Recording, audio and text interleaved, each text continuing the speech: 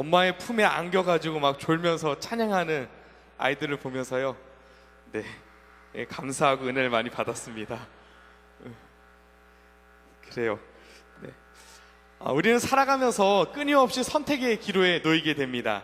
아이가 태어난 순간, 아이를 가진 순간부터 어느 병원에 가야 될 것인지, 아이를 낳게 되었을 때는 어떤 기저귀를 채워야 되는지, 분유는 또 뭘 먹여야 되는지, 우리는 끊임없는 선택의 기로에 놓이게 됩니다.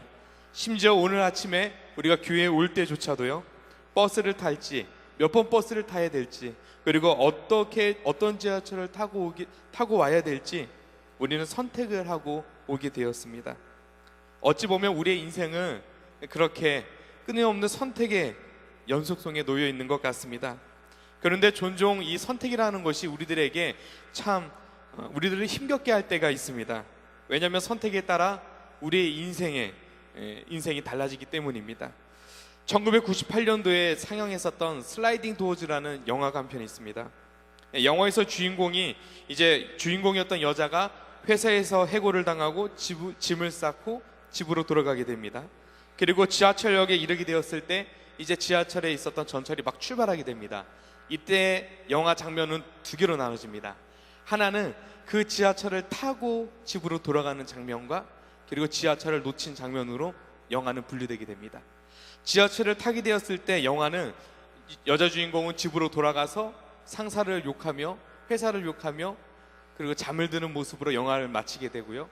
그리고 지하철을 놓치게 되었을 때 소매치기를 당하게 됩니다.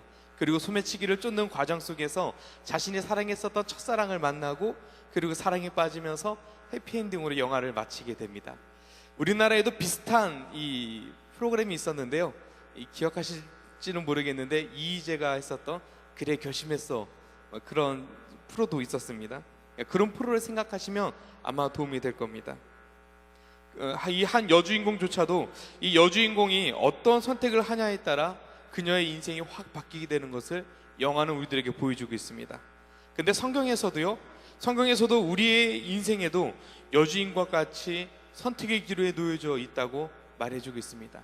특별히 성경은 우리의 인생에 있어서 두 개의 길이 있다라고 소개해주고 있습니다. 이 두 개의 길 중에 하나는 바로 생명의 길이라고 소개해주고 있고, 또 다른 하나의 길은 사망의 길이라고 설명해주고 있습니다. 성경은 이 두 개의 길에 대해서 구분을 아주 명확하게 해주고 있습니다. 하나는 의인의 길, 생명의 길, 복된 길이라고 설명해주고, 다른 하나는 죄인의 길이고 사망의 길이고 그리고 심판의 길이라고 아주 명확하게 구분짓고 있는 것이죠. 그런데 여기서 재밌는 것이 하나 있습니다. 이 두 개의 길은요, 너무나 뚜렷하게 상반됨에도 불구하고, 그리고 누구나 생명의 길, 복된 길을 가고 싶어 함에도 불구하고 우리의 눈으로는 어느 게 생명의 길인지 어느 게 사망의 길인지 우리 눈으로는 구분할 수 없다는 것입니다.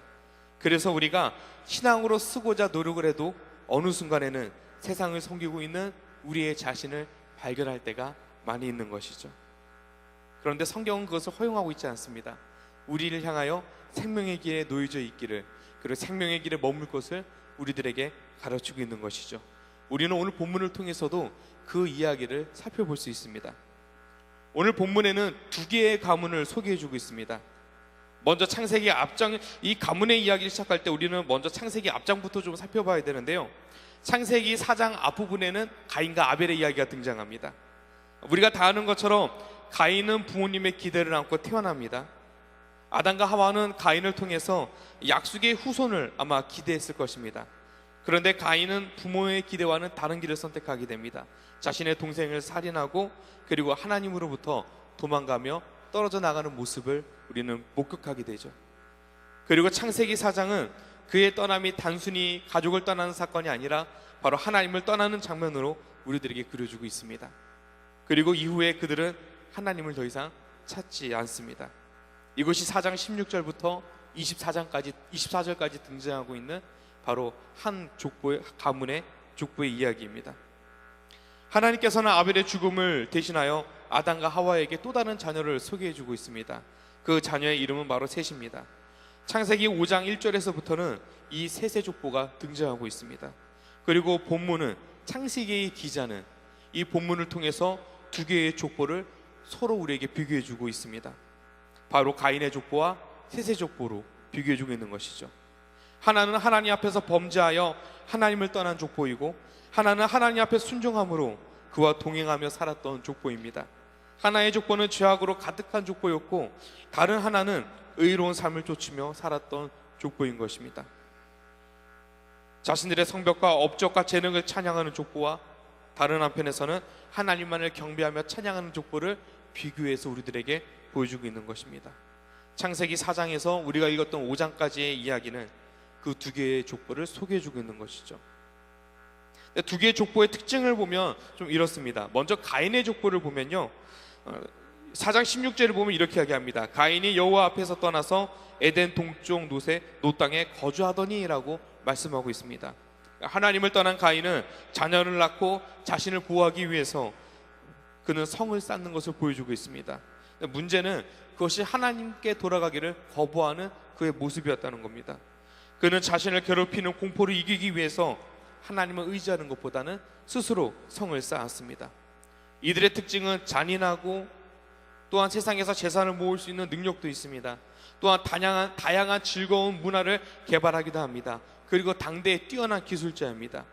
그 당시에 사람들에게 영웅이라 칭송받기도 하고 세상 문화의 기초를 꾸리는 사람들이라고 존경받기도 합니다. 그런데 이들에게는 한 가지 없는 것이 있습니다. 재산도 있고 문화도 있고 뛰어난 기술력도 있고 사람들에게 영웅이라 칭송받지만 그들에게 없는 것이 하나가 있습니다. 그건 바로 충성스러운 믿음의 조상이 없다는 것입니다. 하나님에 대해서 알려줄 이가, 하나님 앞에 어떻게 하나님과 동행할 것인지 알려줄 사람들이 그들의 가문에는 없었던 것이죠. 그들은 부귀해지고 강대해지고 유쾌해졌지만 그러나 하나님에 대해서는 무례하였고 하나님을 섬기는 지혜가 없었던 것입니다. 재미있는 것은 성경은 가인의 족보를 이야기할 때 아담으로부터 시작되지 않았던 것입니다. 이와 반대된 것이 셋의 족보입니다. 5장 1절부터 32절에 굉장히 오랜 기간 동안 오랜 구절을 족보를 소개해주고 있습니다. 이렇게 오랫동안 등장하는 셋의 족보는 가인의 족보와는 다른 삶을 선택해 가게 됩니다. 가인이 성 안에서 안전하게 거할 때 그들은 짐승과 그 약탈하는 사람들 사이에서 천막을 치며 살아갔다라고 기록하고 있습니다. 뛰어난 기술이나 좋은 문화나 재산을 모으는 탁월한 능력은 있지는 않지만 그러나 성경은 그들 향하여 기록하기를 하나님과 동행하는 삶이 있었다라고 말해주고 있는 것입니다. 4장 26절에 기록됐던 것처럼 그들은 하나님의 이름을 부르며 찬양하며 살아갔던 것입니다. 이러한 두 가문의 대조는 각각 가문의 7대에 이르게 되었을 때 더 잘 부각되게 됩니다. 예를 들어 4장 24절에 보면 라멕이 등장하게 됩니다. 라멕은 가인으로부터 7대 손에 이르게 되는데 그 라멕은 자신의 여러 아내를 두고 살았었고 자신을 상하게 하거나 자신에게 위해를 끼치거나 손해를 준 사람을 죽인 후에 아주 떳떳하게 저주를 선언하는 사람이었습니다. 이와 반대로 셋의 가문에 있어서 7대 손은 바로 에녹입니다.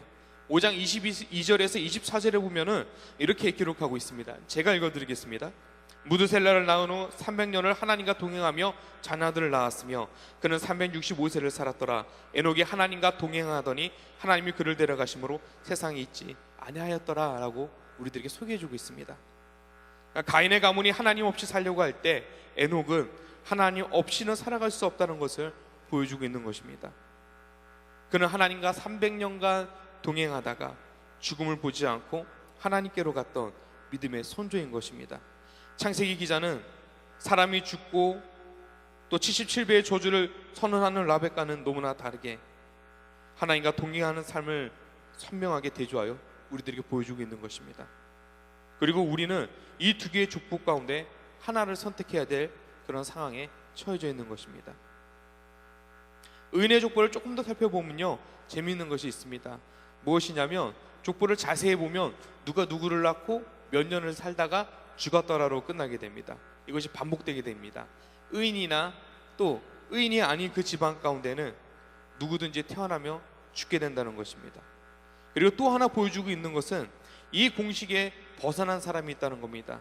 그것은 셋의 족보 가운데 에녹은 모두가 다 죽을 때 그는 죽음을 보지 않고 하늘로 올라갔다라고 우리들에게 소개해주고 있습니다. 히브리서 11장 5절은 이 에녹에 대해서 이렇게 말합니다. 믿음으로 에녹은 죽음을 보지 않고 옮겨졌으니 하나님이 그를 옮기심으로 다시 보이지 아니하였느니라. 그는 옮겨지기 전에 하나님을 기쁘게 하시는 자라 하는 증거를 받았느니라 라고 우리들에게 기록하고 있습니다. 히브리서 기자는 에녹이 죽음을 보지 않는 이유에 대해서 하나님을 기쁘게 한 자였다라고 소개해 주고 있는 것입니다. 여기서 하나님을 기쁘게 했다는 것은 창세기 기자는 하나님과 동행하는 자였다라고 설명해 주고 있습니다. 즉 하나님과 동행하는 것이 하나님을 기쁘게 했다는 것입니다. 하나님의 동행이 하나님의 심판 가운데서 벗어나 죽음을 보지 않게 했다는 것입니다. 하나님과 동행하는 자에 대한 표현을 우리는 세세족보 마지막에서도 찾아볼 수 있습니다. 바로 노아입니다. 창세기 6장 9절을 보면 이것이 노아의 조건이라 노아는 의인이요 당대의 완전한 자라 그는 하나님과 동행하였으며 라고 기록하고 있습니다. 즉 에녹이 하나님과 동행함으로 그가 죽음과 상관없이 하나님의 나라에 참여했던 것처럼 그의 후손인 노아도 하나님과 동행함으로 세상의 심판 가운데 구원을 경험했었다는 것입니다.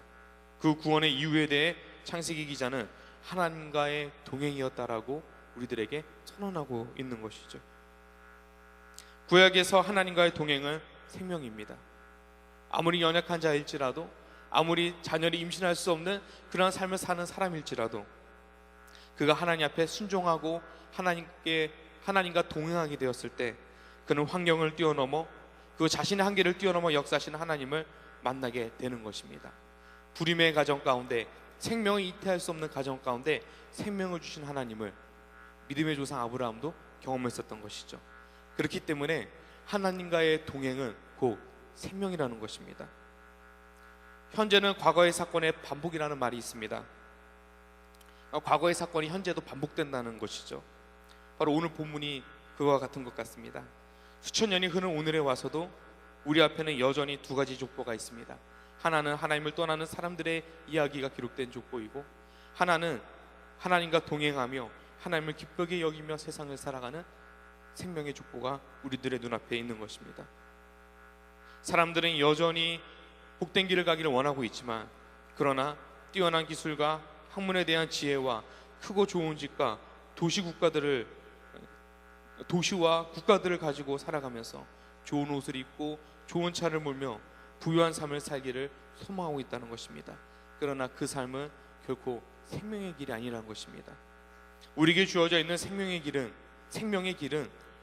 하나님을 아는 지혜, 그리고 하나님과 동행하는 삶, 하나님을 두려워하고 하나님을 기뻐할 수 있는 삶을 가리키는 것이 바로 생명의 길이라는 것을 우리들에게 알려주고 있는 것이죠. 이렇게 보았을 때 우리는 영어부의 사역이 얼마나 중요한 것인지 우리는 한 번 더 생각해 볼 수 있게 됩니다.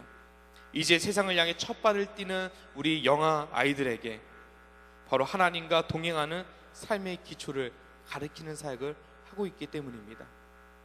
그렇게 우리의 온 성도분들이 영어부를 위하여 함께 기도해 주셨으면 좋겠습니다.